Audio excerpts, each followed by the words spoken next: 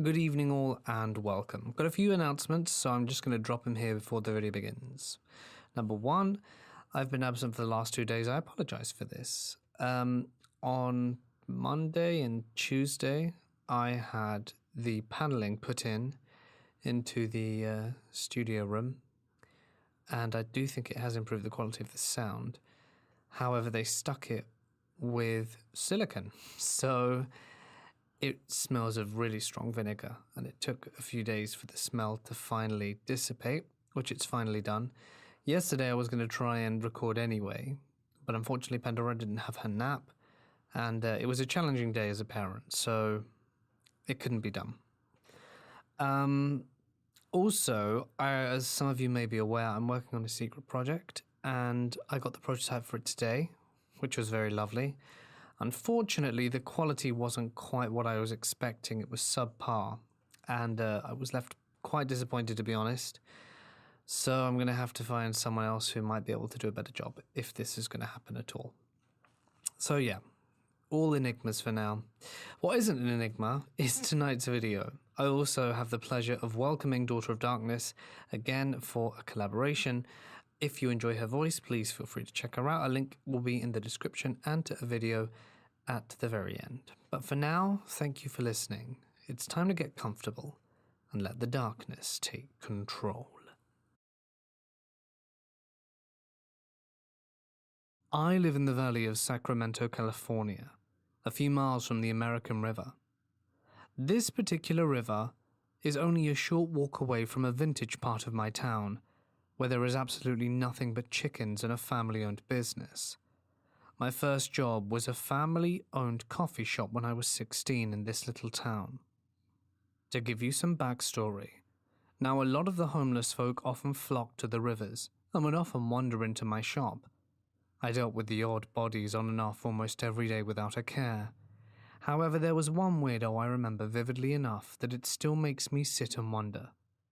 When I was new to the shop, it took some time to get to know the regulars and remember their names. I had a lot of faces to memorize. One face in particular, for some reason, sat in my mind far above the others. A stout, bald man with a wide nose and thinly timmed glasses. He wasn't quite old, but he wasn't the youngest man I'd met. He would stand outside of my store for about 10 minutes every day before coming in to stand in the back of the cafe and watch me and my other co-workers clean and make coffee. Sometimes he wouldn't order anything, but when he did, he would always get a small black coffee and a small serving of potato salad. He would always ask for napkins and would always ask for a pen. After ordering, he would proceed to write things down on one of the napkins, leave his empty coffee cup on a table, and take his food out the door, where he would stand and watch us pick up his trash. I noticed over time that he seemed to look irritated when I wasn't the one to do it. Every time he did this, he would leave small notes in poor, rough handwriting, and would then throw away his salad outside. His notes were more person. At first I thought of it as nothing more than a sweet thank you. I often write small notes to serve as on receipts from time to time, things like wonderful day and thank you. But these slowly morphed. Beautiful day, take a break, I'm outside. You look lovely today, love your hair. My co-workers would make a gag out of the notes if they weren't thrown away before reading one. Once I assumed he figured out that the other girls were the ones grabbing them. He began to leave them on one end of the counter where my espresso machine was. You make me happy, Kian, one of them read. I still don't know how he learned my name or who asked, but I presume one of my co-workers on a day I was off. I began to get increasingly uncomfortable whenever he would stand outside and watch me work, or when he would order from my till. I could only smile and thank him as I got his coffee and salad, in my customer service voice. The next part is where it gets interesting. One week towards the end of the summer, he worked his routine of window shopping before ordering, asking for napkins and a pen, and going about his letter. However, he did not ask for a pen nor napkins, but proceeded to only ask for the coffee. He left to the restroom. I forgot how long he was in there since I myself took my lunch break as soon as the order was done. When I returned, I was told that someone had left their cup in the restroom, and it had been emptied and left on top of the toilet. It was filled with semen. I don't know if it was him, but the timing was too close to not assume. I didn't see him for a while, because I had traded my early starts for closing shifts. The last time I saw him, he came in late. I presume he either found out by stalking or asking my co-workers why I was no longer a morning maid. He asked me kindly for a cup of coffee and potato salad, a pen and a napkin. I obliged, but I was hardly enthusiastic. The routine went normally. He drank his coffee, sat and wrote, left it on the counter without looking up, and walked out into the night. He didn't stop to watch. He didn't throw away his salad. You're lovely every time. Thank you for the smiles. Leave the glitter to the blondes. I don't know what this means. You're a young flower amongst the sunset. Billy. After that, I never saw him come into the store or lurk outside the window. I don't often lend out pens as much as I used to. So creepy poetry napkin guy, let's not meet. This happened when I was 14 years old. My high school is down the street from a shopping center.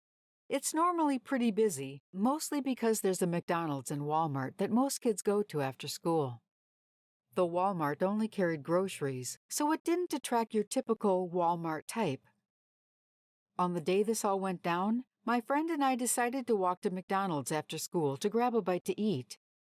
I decided I wanted to stop at Walmart to buy some canned goods to donate to the hurricane relief victims. Since we had come directly from school and neither of us were old enough to drive, we still had our backpacks on us. I'm paranoid of being accused of stealing because I'm black and I definitely do not live in the most progressive of areas, to say the least. So I left my backpack outside with my friend and went inside alone. Now here's where it all went downhill. I walked inside and went straight for the canned goods.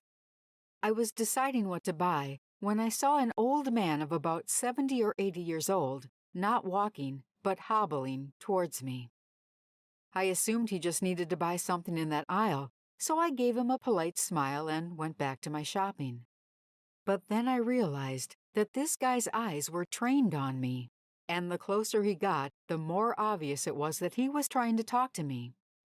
I was a little weirded out at that point, but I assumed he was harmless. I was wrong. He stopped right next to me, and I turned to acknowledge him. He had this horrible fake smile on his face. Laughing, he said to me, "You know why I come to Walmart? To look at the beautiful girls like you." At that point, I was actually scared. My mind started racing, trying to think what I should do. Should I yell for help? Ignore him? Be rude? I had no clue. Ultimately, I just politely said thank you, hoping that it would satisfy him and he'd go away. Wrong again. He began chatting me up, flirting with me. He asked me some things that I don't remember. Then he asked the golden question. "So, how old are you?" I thought, this is it. When I tell him, he'll back off after he knows how underage I really am. This would be my ticket out of this conversation. Except, when I told him I was just 14, he cocked his head and his smile got even wider. 14, you say? I thought you were 17. He was even more interested in me after finding out that I was younger than he thought. At that point, I was nearly in tears, but I was still too damn nice and afraid to tell him to leave me alone. So I just humored him, nodded and smiled until he left. I was mortified. I felt dirty and violated, and mad at myself for not having the guts to tell him to leave me alone. After he was gone, I walked over to the customer service desk, and I told them what happened. I said how he kept hitting on me even after assuming and then knowing for a fact that I was underage. At that point, I was hysterical. But the customer service guy had the nerve to tell me that they couldn't do anything at all, not even ask the guy to leave the store. So I left without buying anything, and I went back to my friend and told her what happened. My friend did not take this lightly, and she went inside to try to reason with the customer service guy, but to no avail. We decided to just leave and call my mom to come get us. When she arrived, I told her everything, and by some stroke of luck, the old guy was walking out of the store just as we were going inside to talk to the customer service guy yet again. When I pointed him out to my mom, she let loose. The entire wrath of an angry black mother was released on this poor, unsuspecting old white dude. And the dummy actually defended himself by saying, "I didn't know she was only 14. Nice save, jerk." So, to the predator at Walmart, let's not meet again.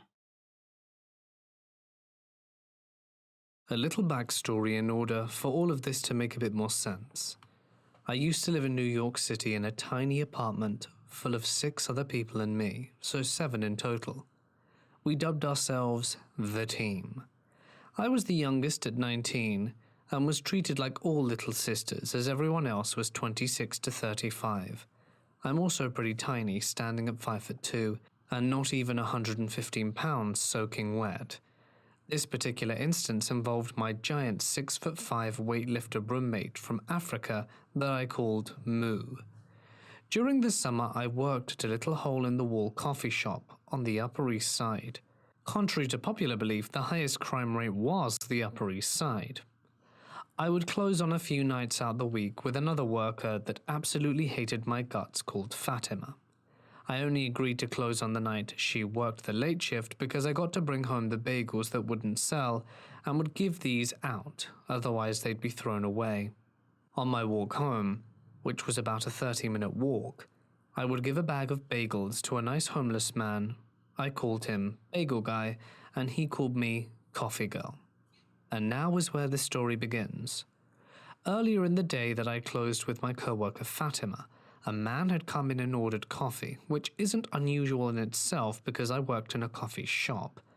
What made him stand out was that I had never seen him before, and neither had my coworkers. The coffee shop was one of those places with regulars that would have their orders being made the second they stepped into the door, and everyone knew them by name or at least recognized them. I brushed it off as maybe he was exploring or had recently moved into the area. But as the line steadily shrunk, I was noticing that he was staring bullets at me. At first, I wasn't too worried. After all, I lived in New York City, and there was an overtly fair amount of awkward and unusual characters. Only this guy was blatantly staring bullets at me, to the point where I could feel his eyes on me when I turned around to grab people's orders. When it was his turn to order, I mentioned that I hadn't seen him in the shop before, and he replied that he had stopped in because he saw me at the window. Okay. Again, it's New York City. People do weird stuff. He ordered, he paid, but he kept hanging around the counter trying to get my attention and to speak to me. I politely told him that I was busy and that he'd need to grab a seat or clear out because I needed to work. Mind you, this place was literally like a closet. The only people that would ever sit at the 2.5 tables we had were the guy that cleaned and ran our pickups, or one of the 3 people that had been coming to the shop since the dawn of time itself. This strange guy hung around nearly all day, sometimes outside or at the table when a seat was available, but he was never out of sight for more than 30 to 45 minutes. I was starting to get weirded out at this point that I voluntarily talked to Fatima, even though she despised me. So much so to the point she'd yell at me in front of customers and complain loudly to the managers about me. I told her the weird guy had been bugging me all day and didn't listen when I told him that I couldn't just loiter. Fatima didn't care. When closing time came around, we would usually be done around 11:30 to midnight. I was tasked with going to grab our little sign and bench that we had outside. So I go out, and guess who's there? That's right, the weirdo. I tell him that we are closing, and that I needed to bring the bench inside. He gets off the bench and walks off. I watch him turn the corner at the end of the street, but I'm still weirded out. I mention it to Fatima and ask her if she'd stay with me because I wanted my roommate Moo to come and get me. But she doesn't care. I grab my bags of leftover bagels and she locks up and gets out of there towards one of the subway stations uptown. My apartment was downtown, so I couldn't have walked with her anyway. As I'm walking, I can't shake the feeling that I'm being followed, and decided to turn quickly and without warning to see if I am. Turns out I was. Every time I'd turn around, this guy would quickly try to hide in a doorway like the stereotypical creeper in a movie, doubling back, switching avenues, and trying to lose him by hiding in groups of people didn't help. I know many people are gonna think, why didn't I call someone? You see, my hands were full, and I was trying not to trip or panic. Remember Bagel Guy? This is where he makes an appearance. I'd always be bringing him bagels and we'd have a chat. I finally reach where Bagel Guy usually is and say hi and hand him his share of the bagels. I tell him that I'm being followed and tell him that he's hiding badly in a doorway. Bagel Guy sees the creep and tells me to stay where I am and to call someone. Moo was the only person I could reach. I had acted like my phone rang and was kind of talking in shorthand to him about the creep and that I was with Bagel Guy.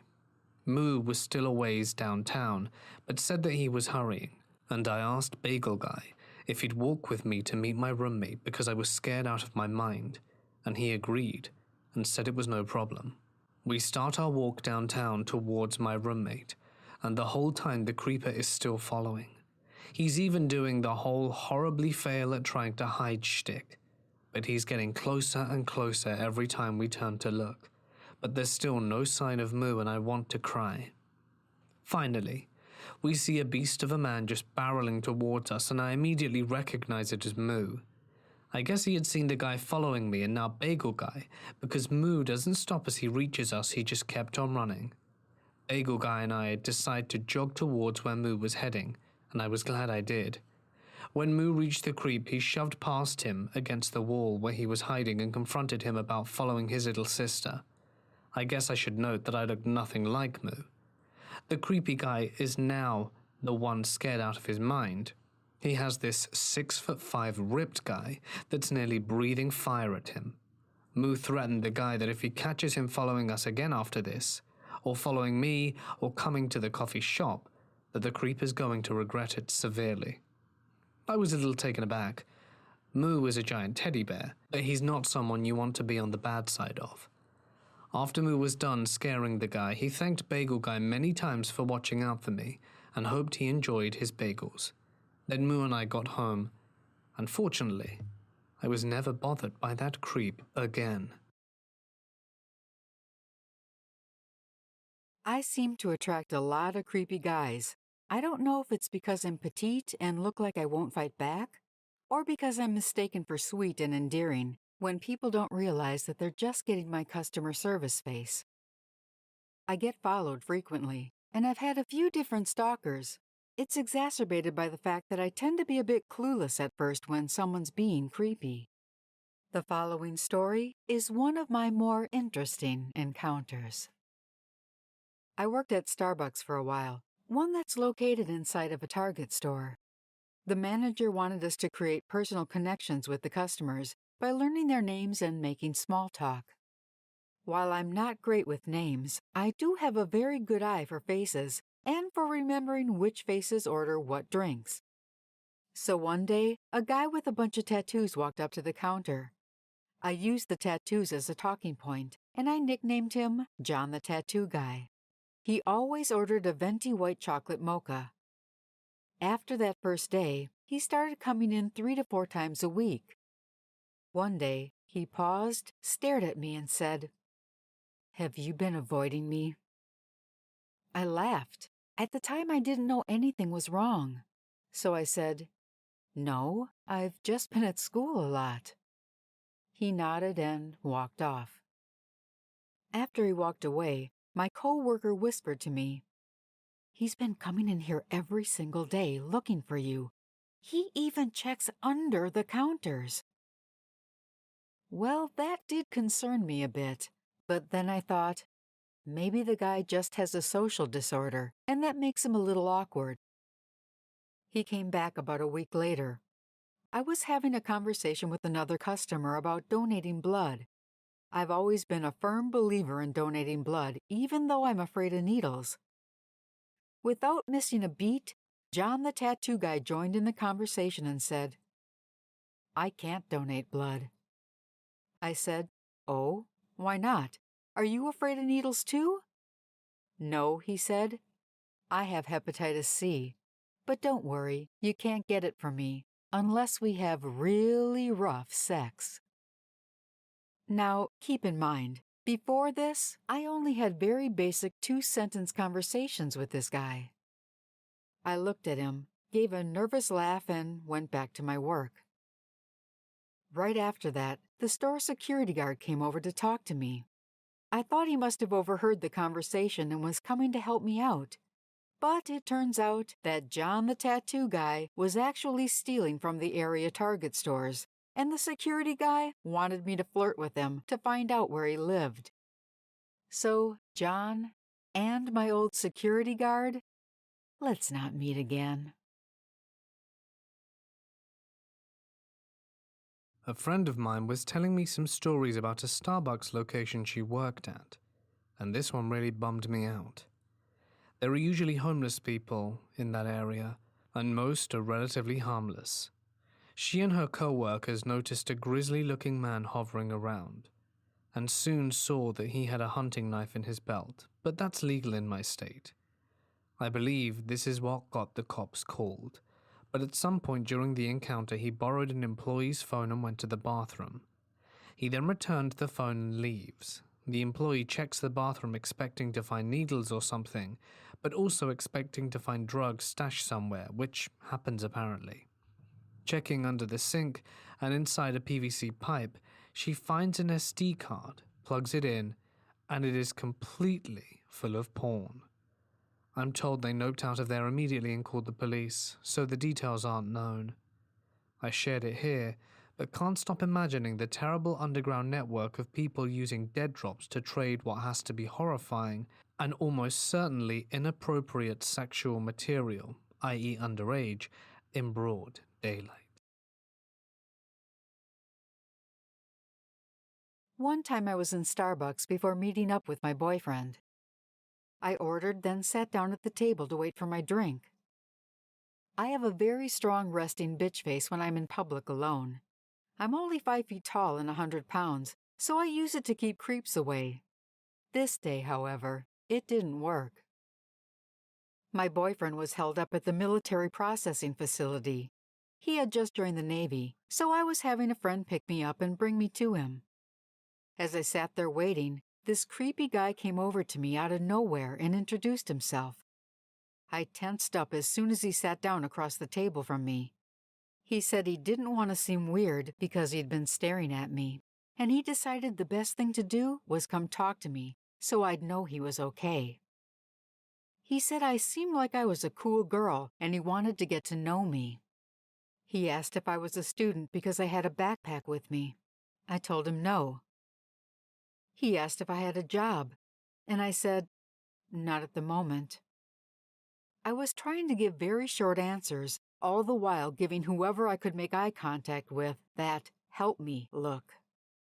He asked if I was local and if I drove a car there. I simply replied, Uber. He asked if I had a boyfriend, and I said, yes, actually I'm engaged, and my fiancé is in the Navy. He looked down at my left hand and saw the ring.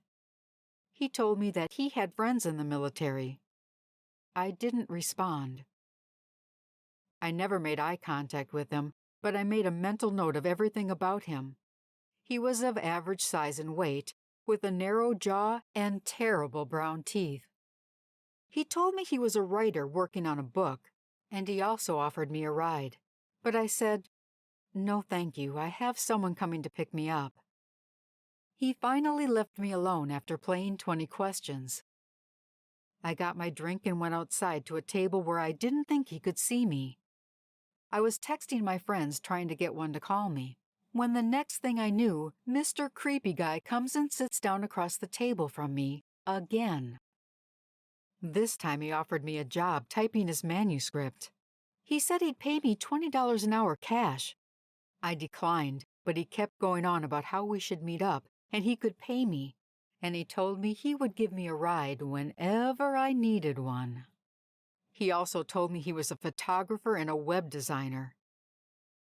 I told him that I couldn't accept any offers because my fiancé would not be okay with that.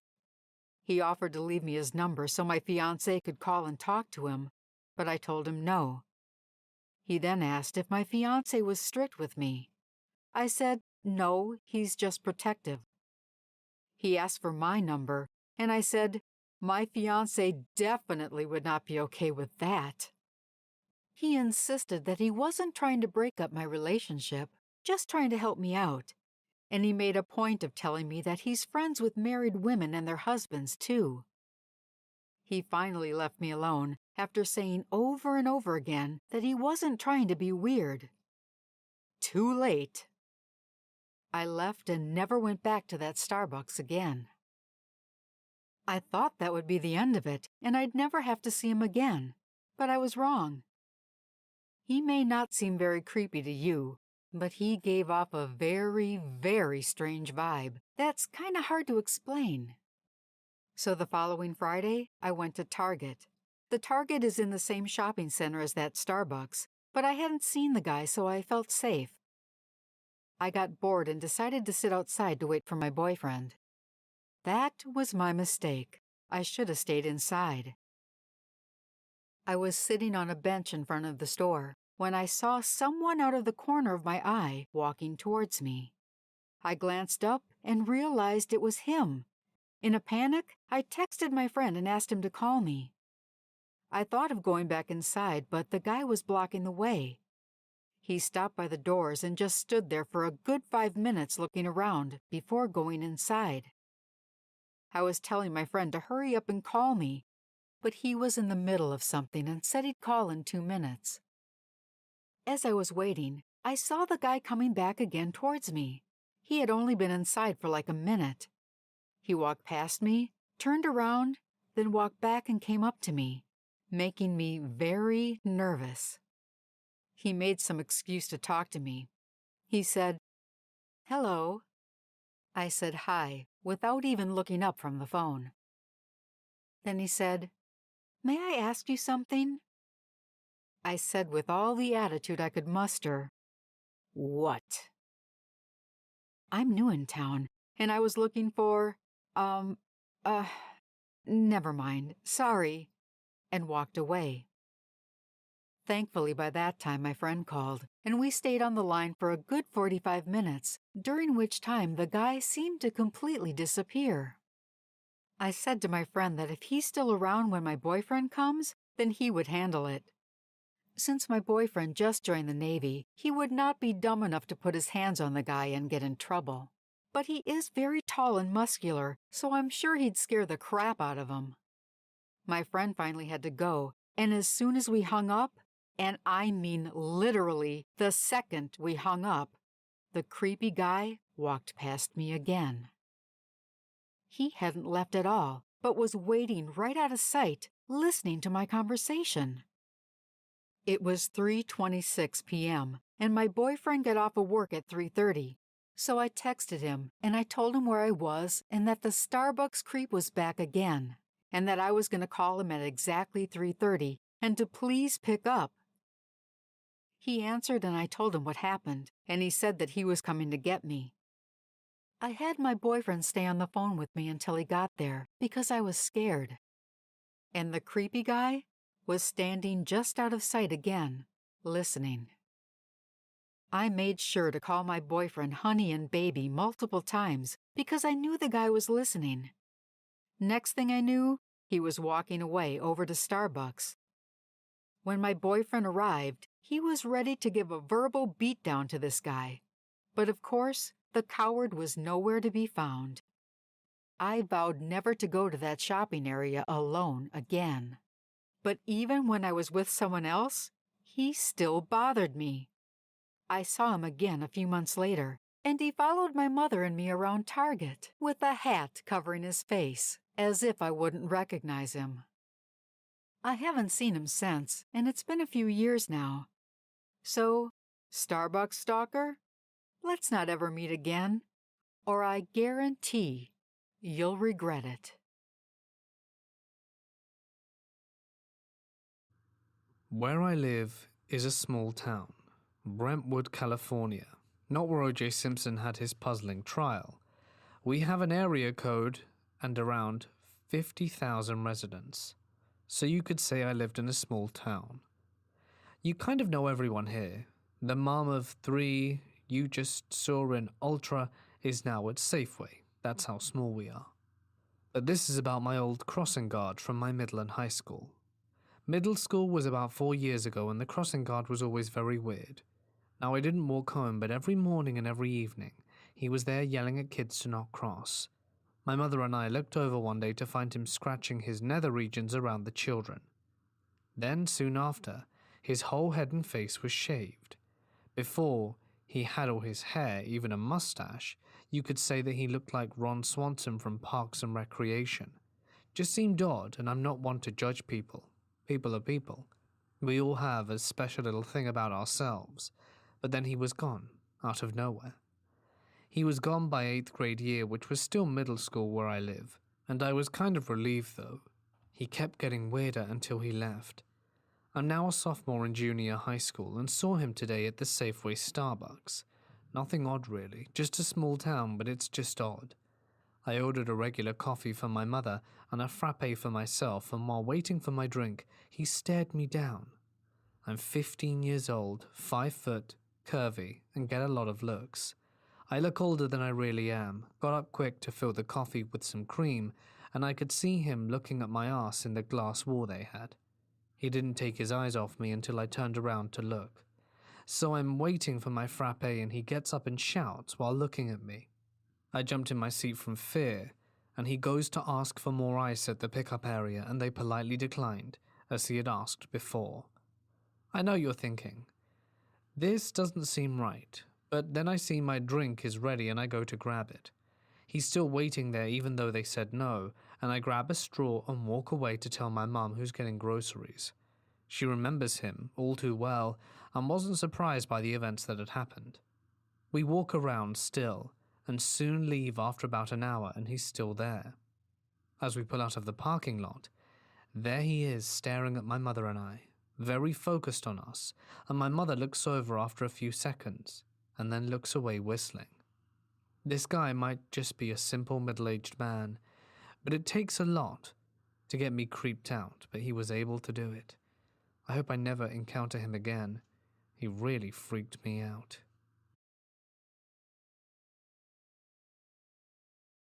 When I was 16, I worked in a coffee shop. It was my very first job, and I really liked working there.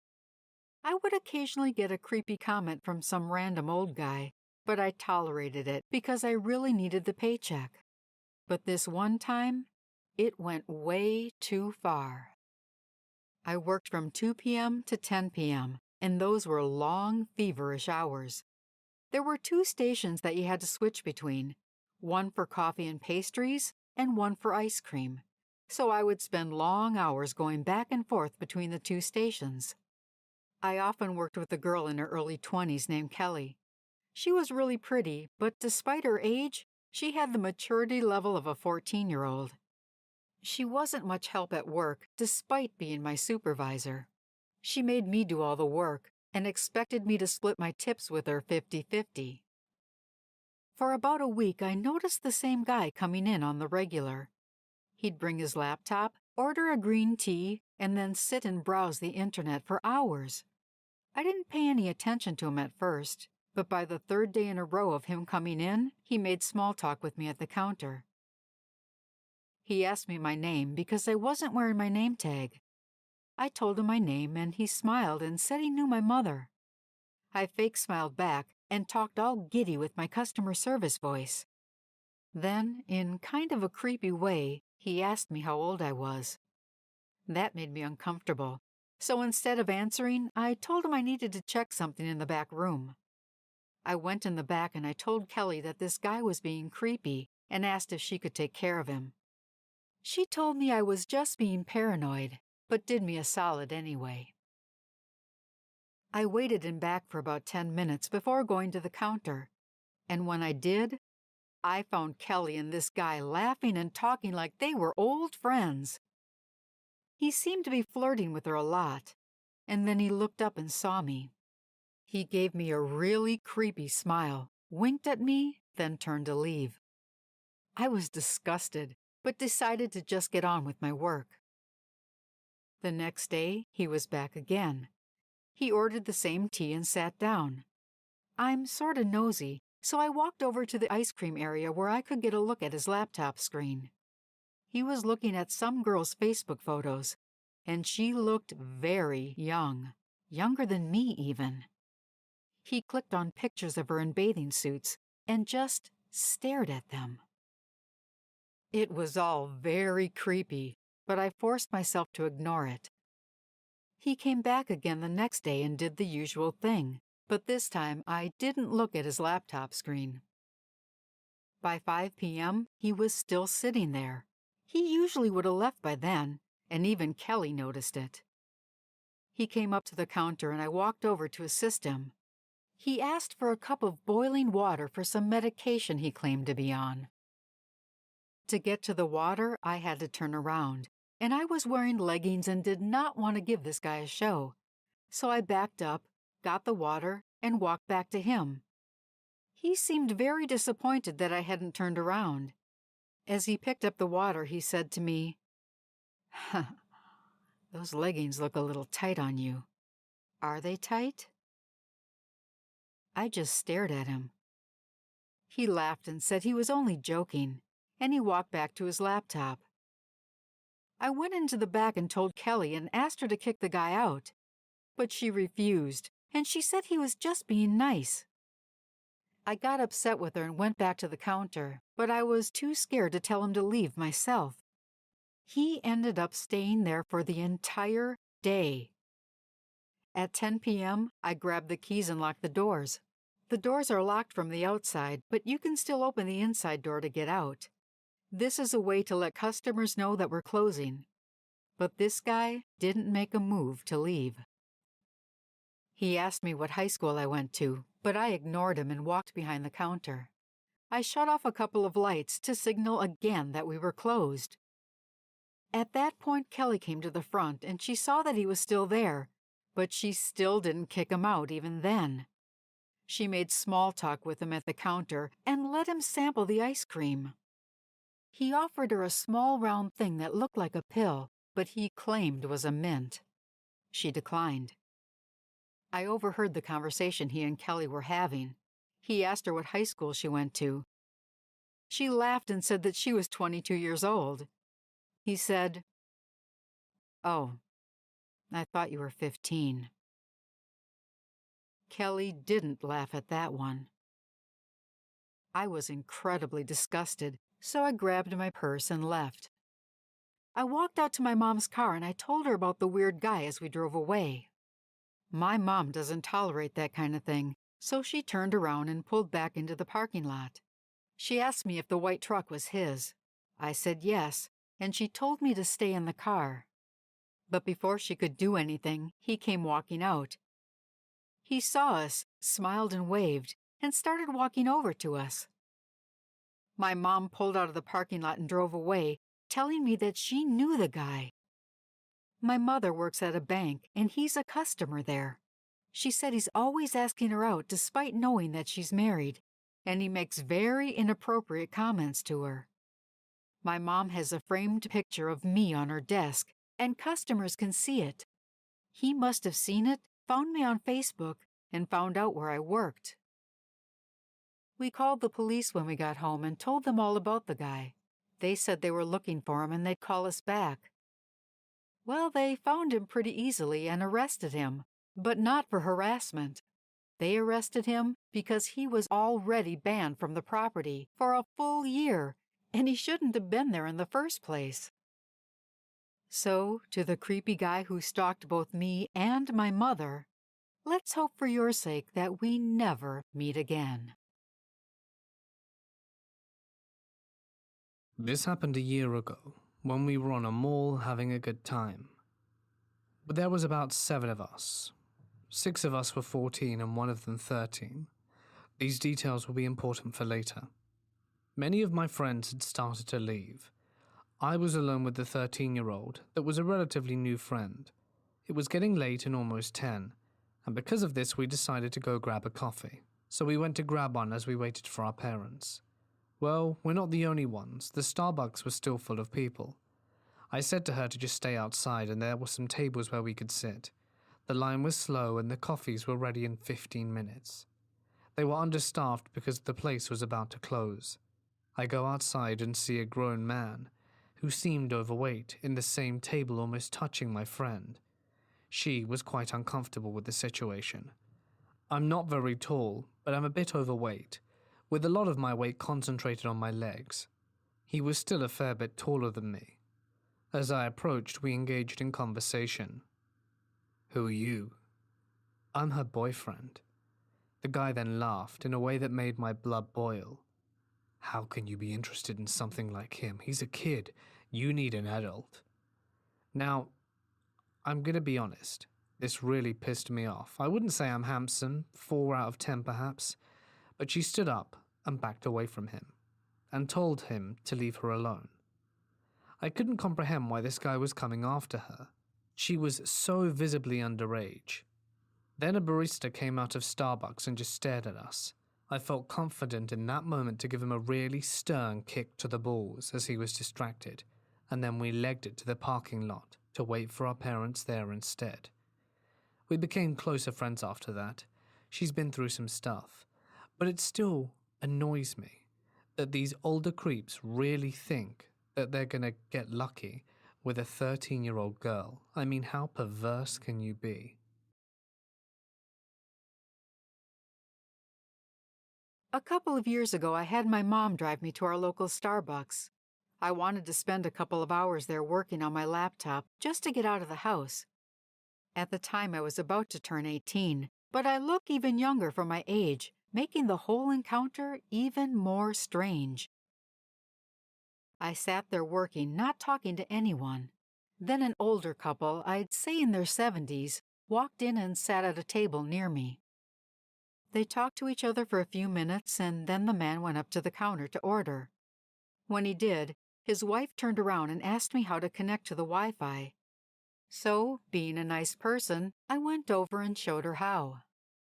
She thanked me, and I went back to my seat. Then the man came back with 3 mugs of coffee. He spoke quietly to the woman. Then the woman turned around and insisted that I take one of the coffees because, quote, they ordered one too many. Uh-huh. How does a thing like that happen? I remained polite, but in my head, I was thinking about all the murder shows I've ever watched on TV and just how by the book this whole thing was. I said thank you and took the coffee, but I didn't drink it. They left me alone for a little while, but eventually struck up a conversation with me again. I played along, mostly because I knew my mother was coming, since we'd agreed that I'd only be there for 2 hours. They started talking about how great young people are, and how I should share a bottle of wine with them at their rented mansion in town. I laughed and told them that it wouldn't be appropriate because I was under the drinking age, and they made a joke about how I could just drink soda then. At that point, I was rather amazed that my jaw didn't hit the floor, because they were clearly pulling some sort of game on me, and it was so obvious and creepy. The man told me that he was a famous sportsman or some such nonsense. Then the woman insisted that I must visit them and that they would love to have my phone number so they could call me. I lied and told him I didn't have a phone, which, looking back, was kinda stupid. So the woman said she'd write down her address and cell number for me so I'd have it. I handed her my journal because it was the only paper I had on me, and she began writing her information inside. As this was happening, my mom walked in and immediately sensed the creepiness of the entire situation. She spoke to the couple, feigning polite conversation, all the while using her "I know what you're up to" voice. I was very pleased to see just how uncomfortable they suddenly became. We left shortly after, and though I had her information, I never really did anything with it. My mom tried to look them up online but couldn't find anything. So much for him being a famous sportsman. I still have that journal, but I haven't written more than 3 pages in it since that encounter because it brings up the bad memories. I mean, when does a couple in their 70s and an 18-year-old ever have enough in common that they would want to get together for drinks socially? And I can't believe they tried that whole extra drink thing. I don't know why they would try to drug me in a public place, but any way you look at it, that whole thing was skeevy. I'd like to thank Mortis for this collaboration. I truly appreciate it, and it's always fun working with him. If you'd like to hear more stories from me, jump on over to my channel by either clicking the screen above or clicking on the link in the description below. Have a great night, and once again, thank you, Mortis. You're a star.